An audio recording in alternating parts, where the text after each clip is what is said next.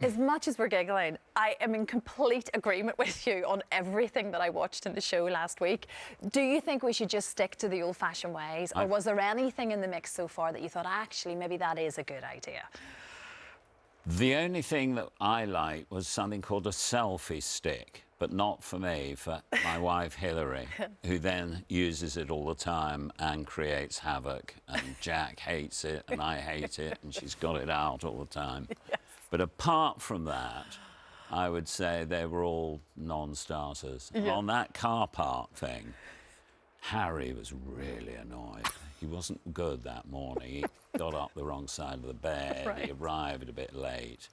So he was already in a bait about the parking machine, so that by the time I arrived, I was supposed to be the one in the bait, and he was supposed to be the charming, lovable Harry. But then we were both in a bait. We were both winding each other up. So it was, that didn't help. It was quite a tragic morning. Who do you think struggled the most with all of the various gadgets? Who do you think had the most difficulty? In terms of the people on the show? Yeah. Well, I think I was pretty much really, in the lead. Yeah. Yes, I mean, some of them make an effort. Look at them all there. I know, but it's a great mix. That's what makes the show entertaining. And like I say, I think most of us watch it and go, but I agree with that. The Alexa thing was fantastic last week. They can't understand a Northern Irish accent very well, I've discovered.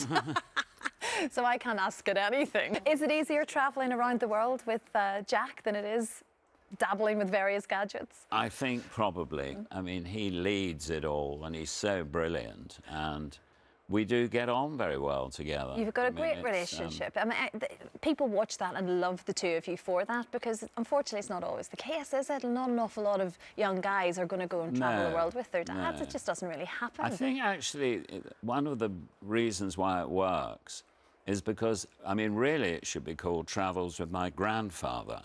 Because, you know, I'm nearly 80, Jack is 30. That's not a normal father-son age break. And when he was at school, all the fathers were all so competitive, you know. Fathers always wanted to beat their sons at tennis and beat them at this and beat them at that. I never wanted to beat Jack at anything. I mean, I just sort of sat there and watched him, went down to the matches and clapped and cheered him, because I was hopeless at sport. So, you know, we didn't have that kind of relationship. Yeah, there was nothing competitive about us. It wasn't there. So the friendship sort of blossomed naturally almost then, because that didn't exist. And now there's a bit of competitive, because I think I'm funnier than he is. And he you think that. I agree with that. I know. Yes. How is he doing anyway? Because he was in here just before he was hosting the Brits, of course, and you were on your travels at that point, and he told us that the next adventure between the two of you was a Magic Mike concert. Did that happen? It did happen. And you did think it was a genuine magic show? I did think it was a magic show. Which anyone that's seen the movie will know it's not a magic show. And I hadn't seen the movie. No, I was completely fooled by that.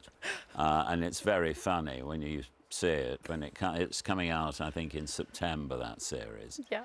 And I was completely fooled, because we were in Vegas, which was not my favourite place. I don't know, Vegas and I were not made for each other. Really, Michael? I thought you'd have loved it. And so I was really looking forward to this magic show. And I thought it was going to be the only thing that disappeared were the clothes, I'm afraid, well, Michael. I couldn't believe it. And I didn't stay, unfortunately. Did you leave halfway through? I did. Well, I couldn't quite see what I'd get out of it, really, personally. So I just let them all get on with it.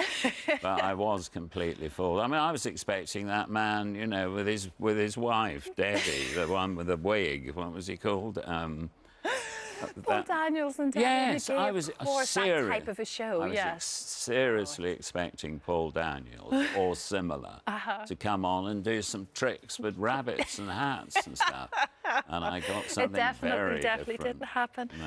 Oh, goodness me.